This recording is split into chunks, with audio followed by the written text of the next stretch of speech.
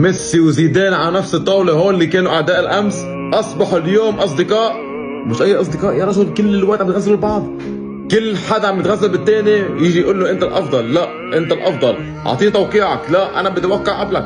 الاثنين قاعدين قاعدة فخامية، قاعدة تاريخية، قاعدة مستمتع فيها كل عاشق كرة قدم هلا حاليا بهذا المنظر. على فكرة شوفوا ميسي هلا كيف هون خجلان، هون خجل ميسي لما أعطاه توقيعه زين الدين زيدان.